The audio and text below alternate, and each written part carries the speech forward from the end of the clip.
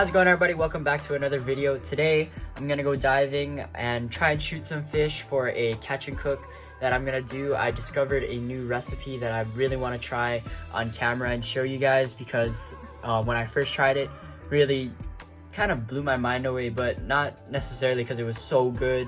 It is really good though, so I'll explain if I get some fish for you guys to see how I'm gonna cook them. And yeah, I'm pretty excited.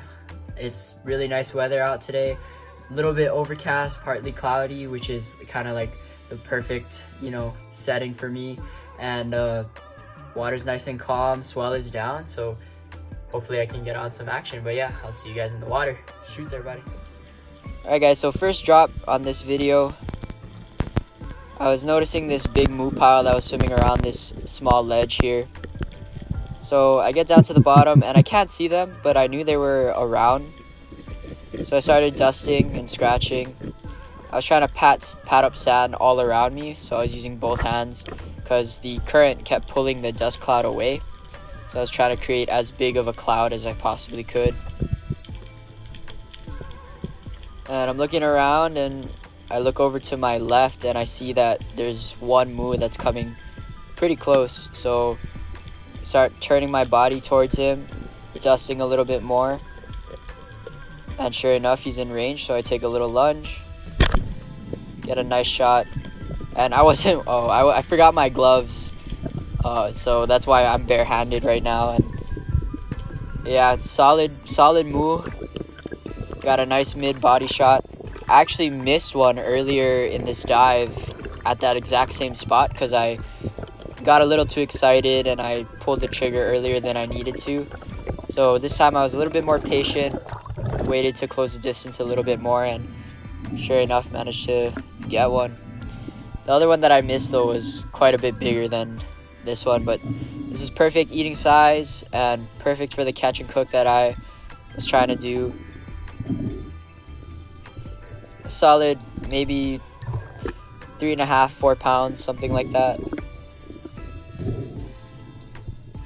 So solid first fish of the day. Took me a while actually to get this guy, but I just kept dropping on the same moo pile, and eventually one of them gave me a shot.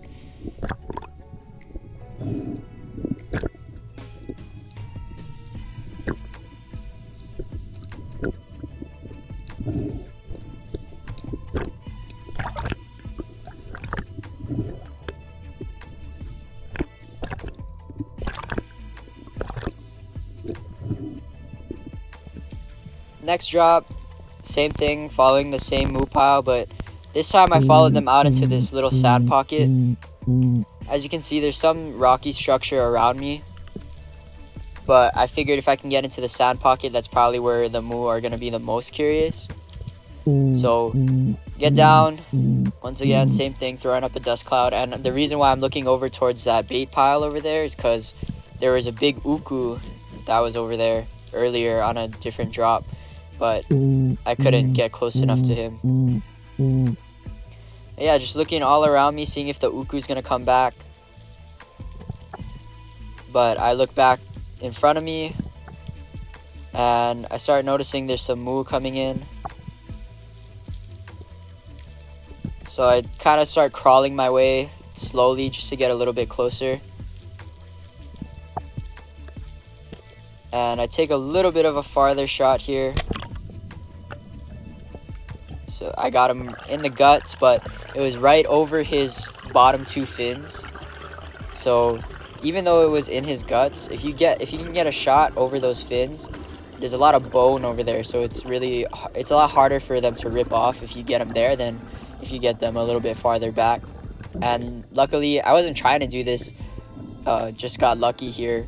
But I got him right over those fins, so real difficult for the spear to rip out through his bottom two fins, as you can see.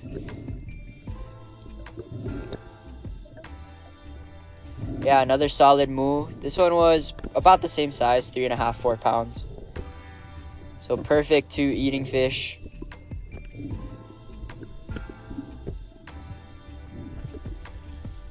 This is towards the end of the dive. As you can see, it's starting to get darker because it's approaching sunset.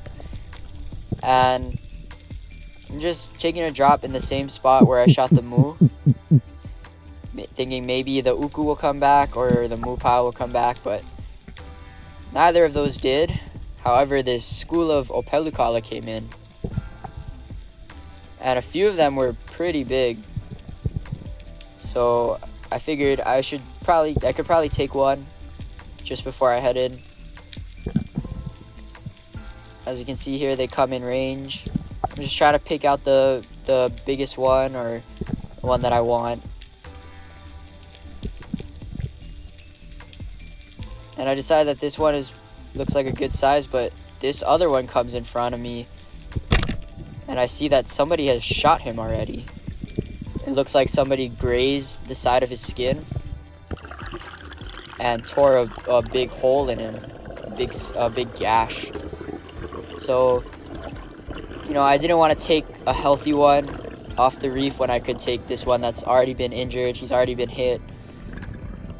Probably gonna get an infection or something later. So I decided to take that one, and because he was so close, I was able to get a nice little stone shot there.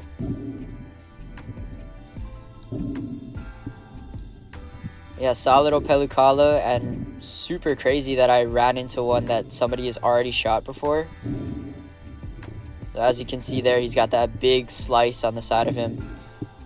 And I imagine that's from a spear going right past him. Alright guys, I just got out of the water. It's pretty dark right now, so you might not be able to see me super well, but just wanted to go over what just happened to me. So you guys saw that I shot a couple moves and the opelukala with the scar. And so my dad, we were pretty much done. Sun was going down. So my dad and I decided we were going to go in. So my dad starts heading in ahead of me, and I go to get our buoy. And as I'm making my way over to where our buoy is anchored, I see a big uku or something. I can't remember what it was. It was either a uku or a kahala or something like that. And I saw it on the bottom cruising, so I figured, you know, I'll take a drop, see if I can get this whatever it was before I head in. So I started taking a drop, and I get down to the bottom, and I don't see the uku or whatever it was. So I'm laying on the bottom and trying to see if anything will come in, and all of a sudden I hear this sound, and it sounds like if you were to take a plastic tube, like a hollow plastic tube, and like toss it down the stairs. And I was like, you know, what the hell is that? So I get up to the surface, and immediately I realized in my head, oh my god, that was my buoy. And you know, what would make the buoy sound like that but a shark? And about a week or so, maybe two, me and my friend Race were out at this same exact spot, and we saw a tiger shark, a big tiger shark, like a 15-footer. And so immediately in my head, I'm like, okay, get ready to, you know, run into a tiger shark or some kind of shark. So I start swimming over to the buoy, and I'm almost there, and out of the murk comes a big tiger shark. Not as big as the one that Race and I saw. He wasn't as long, but he was definitely just as thick as the one I saw, or me and Race saw. He was really big. And I look at my buoy, and as far as, like, with a quick glance, I see that obviously all my fish are gone. I look back at the shark, because obviously I'm getting ready to defend myself, because if he just ate my fish, he's in feeding mode. And I didn't film this because, one, I didn't have the forethought. Like, I wasn't focused on getting this on camera. I was more focused on making sure I stayed safe. And also my camera was dead at this point. The shark, he's swimming kind of parallel to me, and then he turns and he starts coming straight at me. And I want to say he was maybe like 5 to 10 feet away from me. And yeah, he started swimming at me, but I stood my ground. I knew that, like, if I had this big reaction or I started trying to swim away real fast, probably would set him off more than anything. So I stood my ground. I put my gun in between me and the shark, getting ready to, you know, poke him, or worst case scenario, pull the trigger if he tried to, you know, charge me. After we had a brief stare down, he turned around, swam away into the murk, and I hauled ass back to shore. Yeah, I'll show you guys the kui that I had my fish on, and you guys can see he took the whole thing with him, but that was the sound I heard. Second time seeing a tiger shark here, but it was a different tiger shark. I could tell because the one that me and Ray saw, I'll probably show the clip here. The one that me and Ray saw had a broken tail. Looked like he got hit by a boat or something. And this one didn't. He was also a little bit shorter, not as long. But yeah, just wanted to share that with you guys. Pretty nerve-wracking experience. But yeah, all my fish is gone. But you know, it is what it is. I went into his home, you know, to shoot fish, and he took what was rightfully his. So, you know, it happens. Yeah, he took what he wanted and he left me alone, and I made it back to shore safely. So that's all I can ask for. And you know, it's super cool seeing tiger sharks. Pretty awesome sight, even though it is a bit nerve-wracking. But yeah, I'm just glad that he just wanted my fish, wanted nothing to do with me, and he headed off, left me alone, and I was able to get back to shore safely. But yeah, I thought I'd share that with you guys because I didn't catch it on camera. But yeah, pretty scary, pretty nerve-wracking, but it is what it is. It's his ocean and he took his fish back, so cannot complain. Is what it is. And yeah, I don't know what I'm gonna film next because, you know, I don't have any fish. But shoots, guys. Alright guys, it is the next day. So I just want to show you guys something real quick. So this is the float that I had. And the way I had it set up is, so, oh shoot, this lead's not supposed to be here. But as you can see here, I only have one clip on this this kui, because I had to cut the back ones off from when I shot at Ulua, and he wasn't fully dead. He was messing up my thing, and I just had to cut it off. But here's the kui, what's left of it anyway. So there's where he bit it off. And so I had it clipped to the front like this. So I had it clipped to the front like that, and it was just kind of dangling. So there's a bunch of scratches on my kui. I'm sorry, my float. But whether or not, I'm pretty sure most of these are from just getting banged on rocks when I'm getting in and out from shore.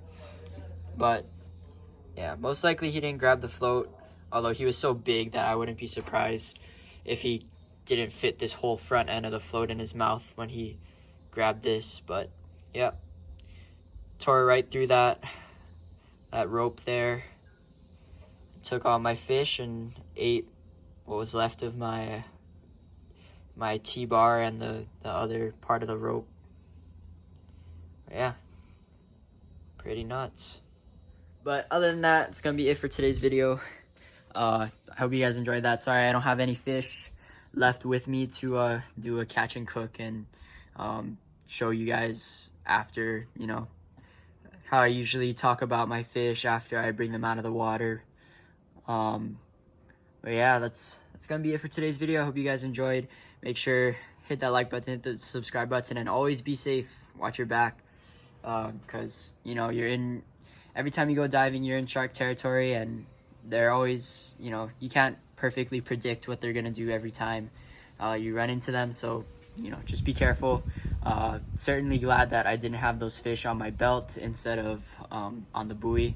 And I will certainly not be wearing a belt kui anytime soon. So yeah, but thank you guys so much for watching, and I'll see you in the next one. Shoots, everybody.